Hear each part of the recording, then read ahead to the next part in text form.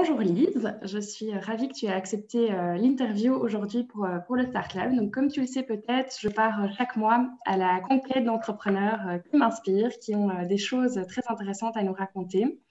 Et donc aujourd'hui, j'ai la chance de t'interviewer, toi, Lise Coirier.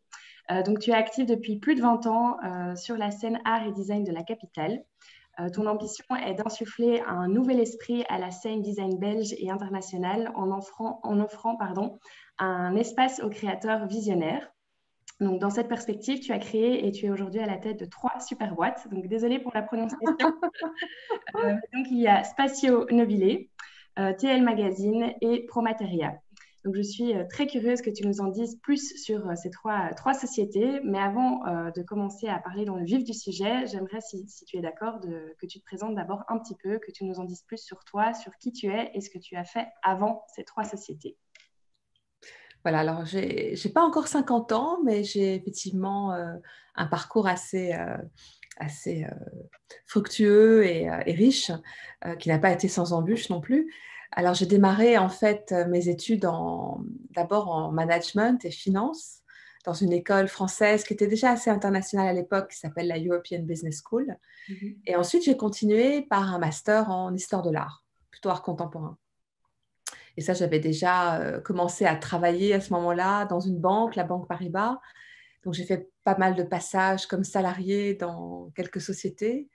Mais effectivement, j'ai toujours eu cette fibre entrepreneuriale en moi qui me vient sans doute de mon père, qui lui était quelqu'un qui a démarré les cours de gestion en France, qui a remonté plusieurs sociétés qui étaient en difficulté. Et donc, à un moment donné, il s'est investi lui-même dans une société qui avait 60 personnes, maintenant qui en compte près de 2000, et qui s'appelle Pujula et qui est leader dans tout ce qui est tube, comment dire, de fumisterie, sortie de toit. Enfin, c'est mon frère qui a repris l'activité et qui le développe très bien avec tout ce qui est bois énergie, parce que finalement, le but de l'entreprise était surtout de répondre à des besoins primaires, hein, se chauffer, voilà, avoir un cadre de bien-être chez soi et d'offrir, disons quelque part, la vision que mon père avait à l'époque, c'était d'offrir l'accès quelque part à une qualité de vie, hein, par le biais finalement de produits qui étaient industriels et qui le sont toujours. Mais il y a une part aussi de service et d'idéal derrière tout ça, c'est-à-dire de mettre un peu l'homme au centre du système. Et moi-même, j'ai commencé... Oh, pardon. Pas de problème. Ah, pardon. Moi-même, j'ai commencé à entreprendre assez tôt. Après la naissance de ma première fille, j'avais 28 ans. Et donc, j'ai créé Promateria, qui est une SBL qui réunissait en fait en son sein un certain nombre d'acteurs dans le secteur de l'art, du design. Le design à l'époque n'était pas encore tellement reconnu en Belgique, ou du moins on n'en parlait pas dans ces termes, des métiers d'art. Et donc, j'ai commencé véritablement à travailler dans ce secteur-là, à publier pas mal de livres sur le sujet, un guide des métiers d'art à Bruxelles, à organiser des parcours dans les ateliers, à faire connaître en fait les savoir-faire et essayer d'une certaine manière de les sauver, hein, puisque quelque part, c'est un domaine très fragilisé par une économie qui est souvent plus basée sur la rentabilité et pas toujours sur la qualité et l'importance justement de prendre le temps de créer et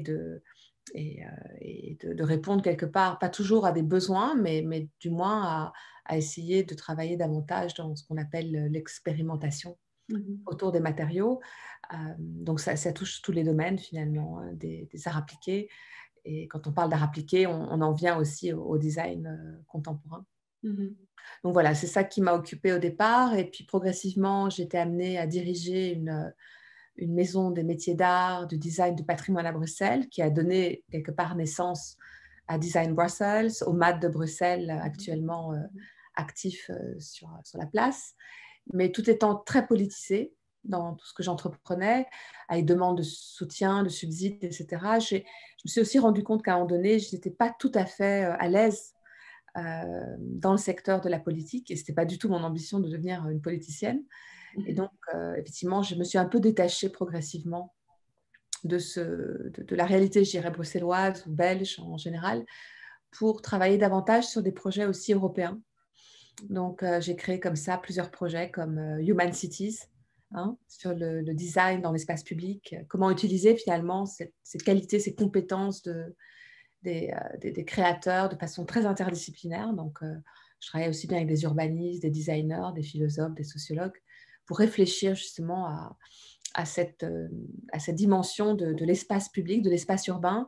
Et ce projet, Human Cities, maintenant, qui a été porté par Promateria pendant des années, ensuite a été porté par la Cité du Design à Saint-Étienne, et puis la ville aussi voulait vraiment s'y engager politiquement. Donc voilà, encore une fois, ce n'était pas trop ma mission, mais l'idée, c'était que ce projet se prolonge au-delà de Bruxelles, de la Belgique. Et maintenant, ce projet est porté par l'Université de la Politecnico de Milan, a donné aussi quelques fruits ailleurs, en Asie par exemple. Il y a maintenant un Human City Award à Séoul.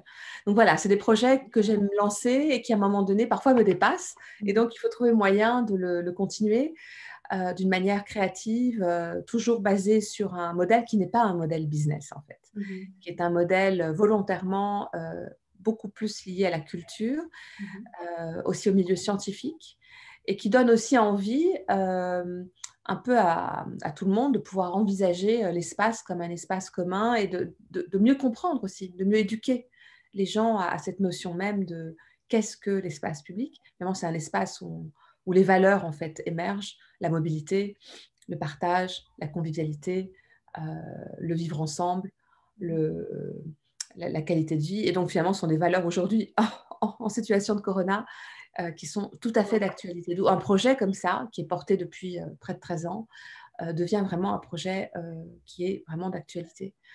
Alors, outre cela, j'ai aussi commencé à faire d'autres projets européens, dont un projet qui a été important, un projet d'excellence au niveau européen qui s'appelle Glass is Tomorrow. Donc là, l'objectif de ce projet était de mettre en situation à la fois des verriers et des designers dans différents sites manufacturiers dans le verre en Europe. Et donc, j'ai comme ça monté 9 workshops, même jusqu'en Turquie, au CIAV de Meisenthal en France, à Saint-Just, près de Lyon.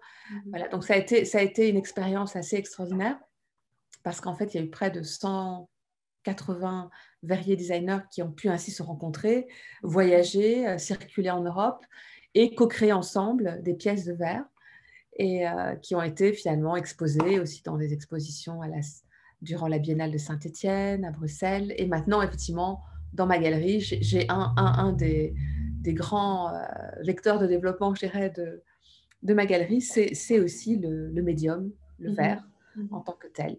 Et donc, je continue à développer maintenant des éditions aussi dans le verre avec des verriers et des designers. Voilà. Mais dans un but là plus commercial, puisqu'une galerie n'est pas un lieu uniquement culturel. Mais ça, voilà, c'est un long processus de développement qui, au départ, je l'envisageais vraiment, toujours, ça a toujours été une passion pour moi, et donc ça le reste aussi. Donc, à la base, c'est vraiment une passion que je cherche à partager et aussi, quelque part, à valoriser, puisque la valeur ajoutée est très élevée, mais n'est pas toujours valorisée comme il le faudrait. Et donc, ça a été tout un cheminement, en fait. Et il y a 12 ans, j'ai créé aussi mon magazine. Et au sein de Promateria, en fait, le magazine est édité par Promateria, curaté aussi par la galerie. Mais le projet du magazine est né au sein de Promateria, il y a 12 ans. Et donc, c'est un magazine international d'art et de design que j'édite maintenant 2 fois par an. Il a été dans le passé trimestriel, mais c'était assez lourd à porter. Et ce magazine, je l'ai créé aussi parce que j'ai eu une très belle expérience en Belgique au sein de la fédération Fedustria, qui s'occupe de textile, de bois, d'ameublement. Et à un moment donné, au bout de 5 ans, ayant créé un magazine pour la fédération qui s'appelait Textile Magazine, on m'a proposé de le racheter. Donc, j'ai racheté ce magazine et c'est comme ça que j'ai développé TL, donc, qui était de part Textile and Living, qui est devenu True Living of Art and Design.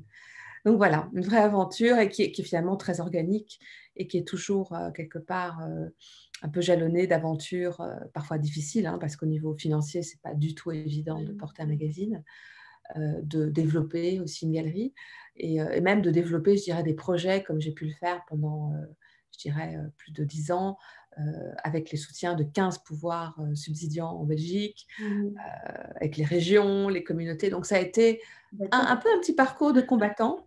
Ouais. Mais j'en suis fière parce que finalement, j'ai tracé mon propre chemin. Et je pense que j'espère inspirer un grand nombre de personnes. En tout cas, les salariés que j'ai eus dans mon ASBL ont toutes, quelque part, suivi un très beau chemin, soit dans le monde de la mode, de la culture. Et ce n'est pas toujours en Belgique, c'est parfois même à New York. Donc, j'estime quand même que, voilà, j'ai fait preuve aussi de générosité. J'ai toujours voulu transmettre, en fait, mon savoir et essayer de cultiver aussi ce savoir, parce qu'on apprend tous les jours. Et comme entrepreneur, on se plante, on a toujours des échecs, hein, ce n'est pas toujours qu'on a des réussites. Donc, essayer toujours d'innover dans l'existant et voilà, de grandir aussi humainement et aussi maintenant avec la galerie, effectivement, c'est un peu un business, hein, mais un business où je me sens très à mon aise parce que finalement, la base, le cœur de ce business, je dirais, il est avant tout culturel, il est avant tout éducatif, il est basé sur des valeurs humaines saines. Voilà. Ce n'est pas juste vouloir créer un marché où on vend, c'est pas une boutique non plus. Donc ça reste un terrain aussi très fragile. Parce que ce qui m'intéresse finalement, en fin de compte, c'est les talents émergents, ce sont les savoir-faire fragilisés, comme le verre, la céramique, enfin, tous les artisans quelque part qui sont, quand ils ont du talent, deviennent des artistes. Donc il y a ce passage qui m'intéresse beaucoup. Et aussi de tenter aujourd'hui d'être sur un marché international. Donc, ce n'est pas juste l'Europe, c'est aussi l'Asie et les États-Unis. Donc, c'est une vraie aventure. C'est intéressant. Très intéressant. Tout ce que tu viens de raconter est très, très intéressant et super inspirant. Mais moi, j'ai une petite question. Donc, tu disais que de par ta famille, tu as quand même été fort plongée déjà dans l'entrepreneuriat, que tu as déjà eu des petites approches dès le départ. Et je me demandais, là, de tout ton parcours, est-ce que tu dirais que ça a été entre guillemets prémédité, donc que tu avais déjà une idée assez précise de ce que tu voulais faire et dans cet ordre-là et que ça arrive comme ça, etc. Ou tu dirais que c'est une continuité d'opportunités qui fait que tu en es là aujourd'hui? Donc, il y a deux choses. Il y a une part de chance, bien sûr. Dans un parcours d'entrepreneur, il y a une part de chance. Il faut être capable d'être assez éveillé pour se rendre compte du contexte dans lequel on est et de la manière dont les gens interagissent avec toi. Parfois, ils s'interagissent par intérêt, parfois aussi par une envie aussi de faire quelque chose de similaire.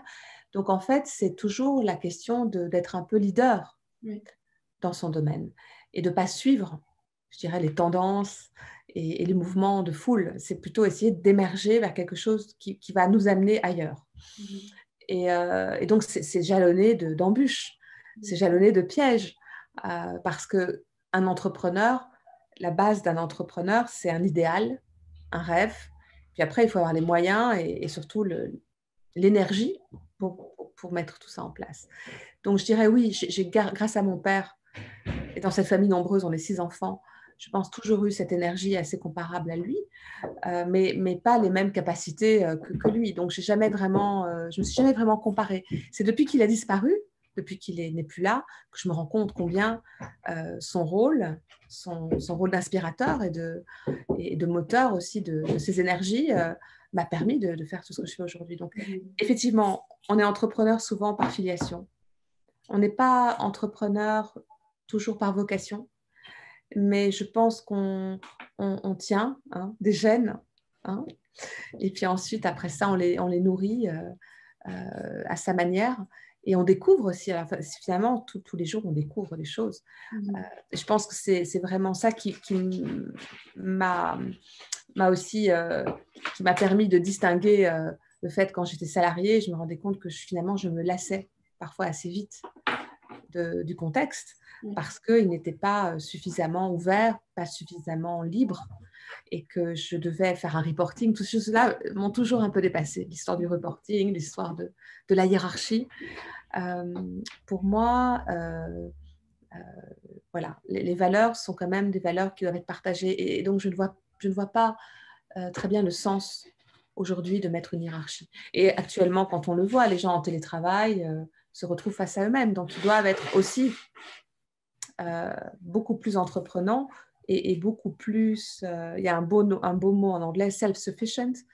Et ce n'est pas juste l'efficacité, il faut pouvoir fonctionner. Il faut pouvoir fonctionner seul, en rapport avec les autres, mais il faut aussi pouvoir, quelque part, créer son propre biotope. Et je pense qu'aujourd'hui, ce qui manque, en fait, dans l'éducation générale, c'est des cours, justement, sur comment entreprendre et qu'est-ce qu'entreprendre. Et en fait, on se rendrait compte que si comme aux États-Unis, quelque part, si on donnait davantage de clés aux jeunes pour entreprendre, ben, il y aurait beaucoup plus d'entrepreneurs encore. Oui, ça c'est certain. Du coup, depuis, je pense, si je ne me trompe pas, c'est depuis 6 ans, tu as lancé donc, ta galerie d'art, donc Spatio Nobile. Je ne sais pas 5 ans. C'est 5 ans en 2020. Ouais, on rentre dans notre 5e année là. D'accord, 5 ans. En 2021. Donc, tu as lancé ce projet avec ton mari. Oui. Est-ce que tu peux nous dire pourquoi ce nom déjà? Ah oui. Alors écoute, Spazio Nobile, mon mari est italien et suédois. D'accord. Et puis on aime beaucoup Venise, on aime beaucoup cette culture italienne. Lui-même est archéologue, on est 2 historiens de l'art, donc on est des esthètes. Et donc on avait cet appartement qu'on a transformé en galerie sur un bel étage. Et le bel étage s'appelle le Piano Nobile normalement, hein, en italien. Mais bon, le mot Piano Nobile est un nom qui ne peut pas être déposé. Donc, on a changé piano par spazio, qui veut dire espace. Et les gens comprennent mieux parce qu'au départ, ils pensaient peut-être qu'on vendait des pianos. Non, mais pour dire que parfois, la perception des choses est tout à fait simple. Mais donc, voilà, on a transformé le piano en spazio. Et c'est vrai qu'on est sur un étage noble, hein, dans une maison 1920. Et donc, c'est ces 3 pièces en enfilade avec un jardin. Et maintenant, on a un petit espace en face de la galerie. Donc, on a baptisé Spazio Nobile Studiolo, un peu un cabinet de curiosité où on place des objets, mais qui ont vraiment pignon sur rue, parce que notre galerie est à l'étage. Donc, mon mari, effectivement, lui, a sa propre activité. Hein, aussi, c'est un entrepreneur, mais c'est un entrepreneur qui est devenu entrepreneur sur le tard. Donc, c'était après notre 2e fille. En 2002, il a créé sa propre structure qui s'appelle Culture Lab. Tu peux d'ailleurs regarder culturelab.be. C'est assez passionnant et sa spécialité, c'est vraiment le montage de projets européens au niveau culturel. Et maintenant, il a une position d'expert au niveau de l'Europe, toujours pour les programmes ACP, donc Afrique, Caraïbes, Pacifique. Donc oui, on est 2 férus de la culture. Pour nous, la culture, elle n'est pas une cerise sur le gâteau, elle est vraiment au cœur de notre activité, en fait. D'accord. Et votre galerie, tu dirais qu'elle se différencie des galeries dites plus classiques ou c'était quoi la volonté? Pourquoi est-ce que vous avez voulu ouvrir une galerie d'art, justement? Alors, c'est venu très naturellement, hein, en continuité aussi de mes activités, de sa société Culture Lab et aussi surtout de mes activités avec le magazine parce que je rencontrais énormément de monde et j'ai jamais eu de frustration hein, parce que j'ai toujours été aussi à côté curateur d'expositions plus culturelles comme au Grand Ornu, sur le design belge. J'ai fait beaucoup d'expos à Milan, donc je n'étais pas du tout frustrée, hein, mais c'était, voilà, à un moment donné, je me suis rendu compte qu'avec tous les workshops de l'Assist Tomorrow et toutes ces activités-là, j'avais aussi accumulé des objets, des prototypes, je ne savais plus quoi en faire à un moment donné. Donc, il fallait quand même trouver un cadre pour montrer tout ça. Et comme on avait cet appartement qu'on louait dans un quartier près de la place Brugman, on s'est dit, voilà, on va le transformer. Donc, on a fait appel à un ami architecte d'intérieur, Michel Penneman, qui nous a fait une installation, je dirais, une restauration de l'appartement, tout à fait réversible. D'ailleurs, il peut revenir demain, un appartement. Mais on ne voulait absolument pas créer une boîte blanche, une white box, comme les galeries d'art classiques. Mais en fait, on a deux grands axes. La première, c'est d'inscrire les arts appliqués contemporains à la frontière entre, je dirais, les métiers d'art, l'artisanat d'art, enfin voilà, et les beaux-arts. Donc, on est quand même à la frontière de ces galeries d'art qui ne font purement que de l'art contemporain, parce qu'on ne travaille qu'avec des pièces uniques ou des séries limitées. Donc, les créateurs, eux, ne sont pas que des artisans, sont des artistes. Et puis, bon, il y en a beaucoup qui sont déjà assez reconnus, hein, comme Bella Silva, Pete Stockman, Gaspar Amaker maintenant, avec qui on travaille depuis 5 ans. Et d'autre part, on ne travaille que dans le sens, on va dire, d'un développement durable, c'est-à-dire la minéralité, l'organique. On ne travaille pas avec des matériaux transformés à outrance ou des plastiques ou des compositions. On est beaucoup plus dans dans le champ, je dirais, des matériaux naturels. Et quand il y a des technologies, cette technologie, elle peut intervenir à certains niveaux, mais elle sera toujours quelque part invisible. On l'utilisera pour justement mettre en avant la dimension organique ou quelque chose de plus spectaculaire. Enfin, là, j'ai plusieurs exemples, mais bon, ça va être peut-être un peu compliqué à les énumérer. Mais voilà, donc c'est vraiment une démarche de mettre en avant les arts appliqués contemporains, c'est-à-dire la dimension plus expérimentale du design, un design de collection. Donc parfois, nos pièces ne sont pas uniquement décoratives, elles sont aussi fonctionnelles. Donc ça, c'est quand même une grande différence avec les beaux-arts, je dirais. Ouais. On refuse la beauté ou refuse la fonctionnalité. Et par ailleurs, des matières qui sont excessivement belles, qui sont respectées, qui vont dans le sens de la nature.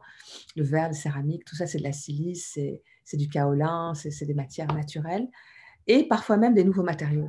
Donc là, on a souvent des créateurs qui travaillent, par exemple, avec les abeilles, qui vont travailler avec les cocons de soie, qui vont travailler avec l'infusion des fleurs dans de la résine. Bon, la résine, ce n'est pas tout à fait naturel, mais bon, voilà.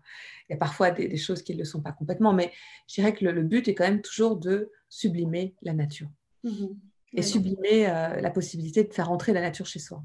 Ouais, donc dans une démarche assez innovante. Oui, c'est ça. Mais innover toujours dans l'existant, dans les choses qu'on a sur Terre. On a énormément de choses, tu vois. On a des plantes envahissantes. Là, il y a un créateur qui travaille avec nous, qui va montrer ses pièces bientôt chez nous, et qui souffle dans des moules en bambou, par exemple. Moi, je fais des workshops aussi à Taïwan, où je travaille beaucoup avec des créateurs qui travaillent le bambou, la laque. Tu vois, la laque, c'est aussi lié à la sève d'arbre. Enfin, tout est finalement, quand on réfléchit, il y a énormément de très, très belles choses qui peuvent être créées avec ce dont on dispose sur Terre. Voilà. C'est génial. J'adore. Donc maintenant, aujourd'hui, on peut dire que tu es chef d'entreprise, tu es quand même à la tête de 3 sociétés. C'est 2 sociétés, puisque TL Mag est en fait publié par Promateria, d'accord. Promateria. Donc je dirais que j'ai 2 entités. J'ai Promateria et j'ai la galerie Spazio Nobile. D'accord. Donc c'est déjà quand même un beau parcours et un beau succès. Ouais. Tu dirais que c'est quoi qui t'anime le plus en tant qu'entrepreneur au sein, enfin, qu'est-ce qui te plaît le plus au quotidien? Qu'est-ce qui t'anime le plus? Bon, écoute, fondamentalement, c'est la découverte, la promotion, la défense des artistes. C'est d'abord le premier fondement. Le deuxième fondement, c'est quand même de pouvoir les vendre. Parce que l'idée, c'est aussi de pouvoir les soutenir à la création et de pouvoir leur permettre de grandir et d'accéder aussi à un statut qui soit un statut d'artiste. Et puis, il y a le plaisir aussi. Il y a le plaisir d'être là, d'accueillir des collectionneurs ou même juste des amateurs d'art ou des étudiants qui viennent mieux comprendre un travail sur la tapisserie, sur le verre. Donc, on est venu un peu un laboratoire aussi, un peu alchimique comme ça. Les gens viennent parce qu'ils veulent aussi découvrir quelque chose. Donc, finalement, c'est très complet. Et puis aussi, il y a tout ce travail d'écriture. Moi, j'aime beaucoup écrire, donc c'est vrai que j'écris dans mon magazine, mais c'est aussi raconter des histoires. Donc, cette dimension narrative qui est liée aussi à notre parcours, à Gian Giuseppe, à moi, d'historien de l'art et de passionné de la culture, c'est raconter une histoire. Et cette histoire, elle est merveilleuse, quoi, parce que souvent, elle est très naïve à la base, parce que les créateurs sont pas toujours des businessmen. Il y en a certains, il y en a certains qui sont même plus forts que nous, je dirais. Et on apprend aussi grâce à eux. Mais sinon, il y a une grande forme de naïveté. Il y a ce côté un peu de découverte que moi, je trouve formidable. Donc, je dirais l'idée aussi, c'est de pouvoir faire accéder ces artistes non seulement à l'espace de la galerie, mais aussi à des collections privées, des collections publiques, des musées, tu vois, d'avoir des acquisitions de ces pièces par les musées, que ces artistes soient exposés. Par exemple, Caspar Hamaker, lui, va avoir son solo show à Ornu, là, au CID, en juin. Donc, c'est vraiment, voilà, on crée quelque part un flux d'énergie ininterrompu, qui est parfois pas évident, parce que les artistes ont leurs états d'âme. Donc, en fait, on passe beaucoup de temps à coacher les artistes, du moins à leur donner un retour, pas seulement financier, mais aussi quelque part purement humain, purement psychologique. Donc, on doit créer un cadre de confiance, voilà, un cadre aussi ici dans la galerie, quelque part, on rentre dans la galerie, on sent qu'il s'en dégage quelque chose de bienfaisant. Et aussi, ça permet aux personnes, quelque part, qui nous visitent de puiser beaucoup de choses, à la fois des informations sur les arts appliqués, de mieux comprendre l'art en général et la connexion entre les différents domaines, et de enfin comprendre que finalement, ces arts appliqués qui sont assez expérimentaux sont souvent très inspirants pour les artistes d'art contemporain. Donc finalement, c'est l'expérimentation qui amène à l'innovation dans le design et aussi, je dirais, dans l'art contemporain. Sans expérimentation, il n'y a rien qui se passe. Ou bien on passe à l'industrie. Et l'industrie souvent dit, ben, tout ce que vous faites là, ce n'est pas possible à faire avec une machine. Donc cette dimension aussi de la main, de l'outil, de la matière, est quelque chose d'essentiel, et d'essentiel pour la vie, je dirais, sur Terre. D'ailleurs, on le voit aujourd'hui avec le corona, tout le monde se remet à bricoler, à essayer de faire les choses par soi-même. Et je pense qu'on est vraiment dans une situation où on doit reconnecter l'humain avec le réel. On ne peut pas vivre que sur tablette, sur Zoom ou sur Microsoft Teams. On est obligé de revenir à quelque chose de tangible. Donc, de ce que tu nous racontes, tu as quand même tu voyages beaucoup, tu rencontres énormément d'artistes, de créateurs, et tu as une belle présence sur la scène internationale. Est-ce que tu aurais peut-être des conseils à nous partager sur comment tu as réussi à te fédérer toute cette communauté, que ce soit d'un point de vue national, international? Est-ce que tu as mis en place une stratégie plus axée vente et marketing ou pas du tout? Écoute, je pense qu'en fait, mon principal médium de communication et d'entrepreneuriat, ça a été quand même le magazine. Oui. C'est le magazine qui a permis de rencontrer, de fédérer, d'être aussi invité un peu partout dans les salons ou à l'international. Voilà. Et pour la galerie, c'est la même chose. C'est une présence, bon là pour l'instant, ça n'a pas lieu, mais sur des salons belges et internationaux qui permet de faire connaître aussi à un plus grand public ce qu'on essaye justement de développer et de communiquer au travers de nos artistes. Mais donc l'un avec l'autre, finalement, le magazine avec la galerie, aujourd'hui, ça crée une vraie cohérence, en fait. Et l'un sert l'autre, même si le magazine, et ça, je veux conserver, en fait, cette possibilité de pouvoir ne pas parler que de ma galerie dans le magazine.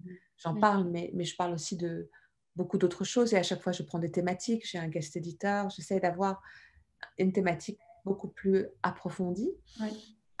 Et c'est aussi dans l'idée de fédérer toute une communauté de collectionneurs, de curateurs, d'amateurs d'art, aussi d'étudiants qui sont intéressés à en savoir davantage sur le marché de l'art et sur les évolutions dans le secteur de l'art et du design. Et donc voilà, je dirais que le magazine, pour moi, reste encore un effort financier important, qui n'est pas, je dirais, directement rentable, mais qui est break-even. Et qui permet aussi, quelque part, d'accélérer un peu cette reconnaissance aussi de la galerie et de nos artistes.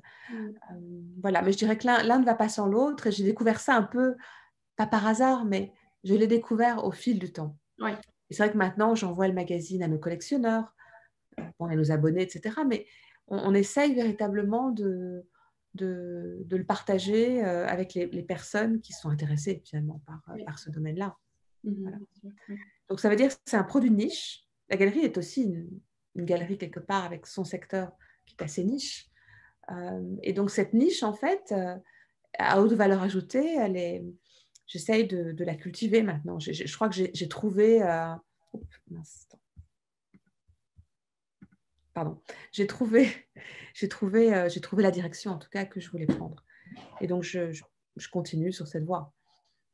Et en parlant de continuer sur cette voie, est-ce que tu as des envies et d'autres projets en tête Pour l'instant, en fait, ce que je redécouvre, c'est aussi que c'est intéressant de redévelopper vraiment la dimension locale, à la fois du magazine et de la galerie. Tout en ayant une dimension internationale, mais qui pour l'instant est assez virtuelle du fait que voilà, on n'a pas pu faire les salons. Je ne voyage pas depuis 9 mois. L'année passée, en novembre, j'étais à Shanghai. Encore en janvier-février, j'étais à Stockholm et à Copenhague, mais à partir du mois de mars, j'ai arrêté de voyager, du moins pour mon travail. Je vais de temps en temps en Suède ou quoi, mais ça c'est pour des projets plutôt privés. Mais voilà, c'est vrai que ça ne me manque pas outre mesure. Ce qui me manque le plus, c'est l'échange en fait. C'est l'échange avec d'autres cultures, c'est l'échange avec d'autres créateurs, c'est la présence physique, bien sûr, aussi, le fait de discuter de choses et de partager une expérience. Donc, j'ai toujours beaucoup aimé, en fait, cette expérience des workshops, par exemple. Ça, c'était extraordinaire. C'est vraiment vivre pendant une semaine, tous ensemble, en même temps travailler hands-on sur la matière et sur que ce soit, par exemple, à Taïwan, j'avais amené des créateurs à la fois européens et asiatiques à travailler avec des artisans locaux. D'ailleurs, il y a un site web qui existe et un Instagram, ça s'appelle New Layer Taiwan. Et donc, c'est un projet qui continue. Donc, c'est le gouvernement taïwanais qui m'avait appelé à travailler sur ce projet. Donc, c'est un projet de longue haleine, mais à chaque fois, c'était ponctué d'une semaine sur place avec les créateurs, visite d'atelier, création de protos, etc. Donc, c'était excessivement pratique. Et c'est ça qui m'a beaucoup plu, en fait, dans tout mon parcours, que ce soit les workshops Glacis Tomorrow, les workshops New Layer Taiwan, et je dirais aussi la présence sur les salons, le fait de rencontrer un peu au hasard des personnes intéressantes, des collectionneurs, des amateurs d'art. Ça aussi, c'était excessivement intéressant. Ça doit être très ces 5 dernières années. Mais aussi très fatigant, parce que c'est toujours être là, un peu en pole position, toujours là, voilà, sur le devant de la scène.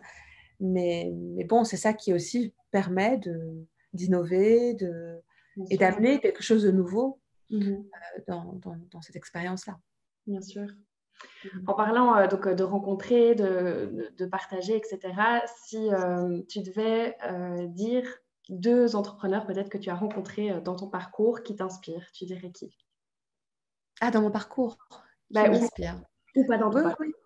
Oui, bien sûr. J'ai une grande amie qui est allemande, qui vit à Milan et qui a créé une très chouette plateforme. Je pense que c'était l'une des premières à lancer vraiment un blog, une plateforme sur le web qui s'appelle Design Boom. Cette femme s'appelle Birgit Lohmann. Elle a cet esprit libre aussi. Elle est designer à la base et c'est une amie. Voilà, je pense qu'elle, je l'admire parce qu'elle a toujours eu quelque part une longueur d'avance sur ce domaine-là, de partager aussi, de laisser librement les designers poster quelque part leur création. Aujourd'hui, elle ne peut plus faire ça parce qu'il y a beaucoup de copies, etc. Donc, c'est compliqué au niveau des droits d'auteur.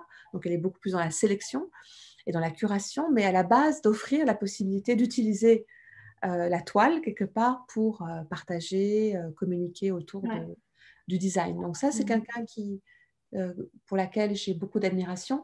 Sinon, moi, j'ai appris aussi mon métier d'éditeur avec un monsieur qui est toujours là, mais qui est un petit peu, qui a pris un peu sa retraite, qui s'appelle Yann Martens, et c'était les éditions du Fonds Mercator. Et avec lui, j'ai vraiment appris mon métier d'édition, la rigueur, tout le process, je dirais, de conception jusqu'à la production d'un livre. Et je pense que ça m'a été excessivement utile et nécessaire dans mon aventure d'éditeur de magazine. Et voilà. Après ça, bon, j'ai beaucoup Moi, je suis assez littéraire, j'aime beaucoup la poésie, donc j'ai beaucoup d'auteurs qui me sont chers. Donc voilà, des grands poètes. Et je suis plutôt inspirée par ce monde de la littérature, le monde de l'art aussi. Et moi-même, je collectionne. Donc, en fait, on n'arrive pas non plus à être galeriste sans collectionner soi-même. Et aussi, quand on fait une galerie, la chance qu'on a, c'est de pouvoir aussi collectionner ses propres artistes. Et donc, quelque part, on s'entoure aussi de ces objets. On incarne, en fait, un peu ce que l'on fait. Oui. Donc, c'est quelque chose qui devient après un univers particulier, qui est assez personnel. Mais bon, encore une fois, qui est loin d'être égoïste, que je partage à outrance. Tu es la première ambassadrice au final de tous tes artistes que que tu Ben représentes. oui, oui, mais disons que je ne suis pas la seule, hein. Je dirais que ces artistes ont aussi parfois leur réseau propre. Oui, bien sûr. Et je dirais, voilà, après ça, c'est des règles à respecter, hein. Quand on est sur un territoire qui est quand même un territoire commercial, on doit respecter des règles, Oui. des réseaux de, de diffusion. Oui. Mais oui, effectivement, j'essaie de faire au mieux pour lier en fait les talents entre eux et raconter quelque chose de singulier, qui soit propre à nous. Et aussi de faire ressortir la dimension, je dirais, un peu conceptuelle quand même. L'âme, tu vois, il y a quand même toujours une âme dans un objet, il y a toujours une âme dans une histoire. Et j'aime bien, en fait, ne pas me baser, par exemple, sur les communiqués de presse qu'on m'envoie tous les jours, mais plutôt essayer d'aller à la source. Oui. Et de cette source, essayer de remonter. Donc, c'est un travail de recherche. Moi-même, quelque part, j'expérimente aussi. Oui. Moi-même, j'essaye de créer de la valeur ajoutée. Donc, fondamentalement, je dirais qu'on est dans une direction artistique. Et soi-même, on devient co-créateur aussi de quelque chose de nouveau. Voilà. En fait, le plus grand compliment qu'on puisse nous faire, c'est quand on nous dit « Ah tiens, vous avez pris une place qui restait encore à prendre dans le secteur de l'art. » Voilà. Et puis, on a aussi, ce qui est très chouette, c'est de voir que maintenant, il y a des grandes collections qui acquièrent des pièces chez nous et je suis toujours assez bluffée, quoi. Je suis là. Donc, ça veut dire qu'à force de travail, à force comment dire, de persévérance quand même, hein, c'est beaucoup de travail, on finit par récolter quand même les fruits de ces efforts. Hein. Mais c'est un très beau parcours, vraiment. C'est Voilà. super inspirant et je me régale de cette interview. C'est génial et j'en apprends beaucoup. Malheureusement, par contre, on arrive tout doucement à la fin de Oui, voilà. l'interview. J'aurais encore une question et puis je te laisse le mot de la fin. D'accord. Ma dernière question, ce serait si tu devais donner un conseil à un ou une jeune qui a envie de se lancer dans l'entrepreneuriat, tu lui conseillerais quoi? Ben, moi, je pense que tout d'abord, avant de se lancer à tête perdue, je trouve qu'il faut passer par l'écriture, par mettre sur papier quelques scénarios de vie. Et de se rendre compte que finalement, quand on écrit, c'est ce que j'ai fait en fait à l'âge de 34 ans, j'ai fait un petit coaching, je ne savais plus très bien où j'allais, il y avait Promateria, etc. Et j'ai été aidée justement par Solvay Entrepreneurs. Et j'ai écrit 7 scénarios de vie. Et en fait, on se rend compte que quand on écrit ces 7 scénarios, on souligne un certain nombre de choses et il y a beaucoup d'éléments qui ressortent et qui sont finalement des points communs à tous ces scénarios de vie. Et en fait, il faut être capable d'analyser en fait la situation actuelle et d'être capable de se projeter dans l'avenir. C'est purement psychologique. Parce que sinon, on a peur, on a toujours un frein, on hésite. Et en fait, j'ai fait cet exercice-là. Et cet exercice-là a été énormément utile. Et ça m'a permis véritablement de créer un scénario. Et j'avoue que ce scénario, je l'ai suivi. En fait, ce scénario s'est réalisé. Mon rêve était toujours de créer un lieu de partage, un peu comme une galerie conviviale, avec possibilité d'accueillir les gens, pas dans une white box, de pouvoir écrire peut-être des livres aussi, ça c'est encore quelque chose que je pourrais faire plus tard. Mais bon, il y a le magazine hein, qui en a découlé. En fait, finalement, je pense que c'est avoir un idéal, avoir un rêve, ça c'est très important, hein, d'avoir quelque chose comme ça, une sorte de nuage au-dessus de soi, et tenter quand même de le réaliser. Si on a cette capacité, il faut après, bien sûr, avoir les outils nécessaires. Bon, l'éducation, bien sûr. La pratique, beaucoup de travail. Le fait aussi de se rendre compte qu'on peut échouer. Donc, l'échec, il ne faut pas en avoir peur. Il y en aura. Et des réussites, oui. Et puis une bonne dose de chance. Donc, il y a quand même beaucoup de choses qui doivent être réunies pour pouvoir atteindre un objectif. Mais l'objectif ne doit jamais être, je dirais, indélébile. Je dirais, il faut surtout avoir un idéal et un rêve. Voilà. Je ne pense pas qu'il faille avoir des objectifs commerciaux tout de suite. Bien sûr. Voilà. Mais il faut avoir un plan, ensuite, qui peut être traduit par un plan business, parce qu'effectivement, il faut créer une structure. Il faut être capable, et ça, c'est vraiment mes études de gestion qui m'ont permis aussi de mettre les chiffres quand même. Hein, qu'est-ce qu'il faut pour quand même démarrer cette structure. Mais je dirais, les clés du succès, c'est c'est avant tout le fait d'avoir cet idéal, ce rêve qui reste l'objectif ultime. Voilà. Puis on y arrive progressivement. Il faut demander conseil autour de soi, il faut s'entourer des bonnes personnes, il ne faut jamais être tout seul. En fait, voilà. Le risque, c'est aussi de se retrouver tout seul face à soi-même. Et voilà, si ça ne marche pas, de déprimer, d'arrêter, de déconstruire, en fait. Une construction est toujours une construction, un peu comme l'échelle de la vie, quoi. On grimpe au fur et à mesure pour obtenir, donc pour atteindre ce ciel, hein, ce rêve, cet idéal. Mais je crois parfois on plafonne et parfois on va très vite. Donc il faut être capable de s'adapter. Il faut être flexible et toujours essayer de conserver cette liberté. Parce que cette liberté, elle est vraiment essentielle. Précieuse, oui. Être précieuse. C'était un très joli, deux bien jolis conseils. Je propose de te clôturer l'interview peut-être avec le mot de la fin, si tu as envie de nous partager encore quelque chose, si tu as un projet que tu as envie de nous partager. Non, moi je crois que j'invite tout le monde à nous rendre visite parce que je pense que c'est bien de nous rendre visite pour se rendre compte un peu de la réalité de ce cadre, hein, qui a été créé au fil du temps. Et puis il y a des objets aussi tangibles comme le magazine ou comme les objets qu'on expose. Et je pense qu'en fait, je pense qu'il faut toujours être curieux, avoir ce sentiment d'être un peu comment dire, partir à la découverte de quelque chose, ne jamais s'arrêter à quelque chose qui est immuable. Donc voilà, je pense que c'est ça aussi, hein, c'est un peu la philosophie orientale. Hein. Je pense que ça, de plus en plus, je découvre aussi que je cultive cette philosophie-là, que rien n'est permanent en fait. Et que ce qui est très intéressant, c'est cette impermanence des choses qui finalement, dans un cadre permanent, permet d'évoluer. Et voilà, c'est peut-être moins, c'est moins des valeurs chrétiennes, je dirais. Moi, j'ai plus des valeurs peut-être taoïstes, ou je ne sais pas, en tout cas. Je crois davantage dans cette idée de l'imperfection. Je ne suis pas classique comme personne. Voilà. Et ce côté atypique, je pense que c'est ça qui fait aussi mon charme ou ma singularité. Oui, tout à fait, tout à fait. Eh bien, Lise, merci beaucoup pour ton temps accordé ce matin. C'était très inspirant. Merci à toi.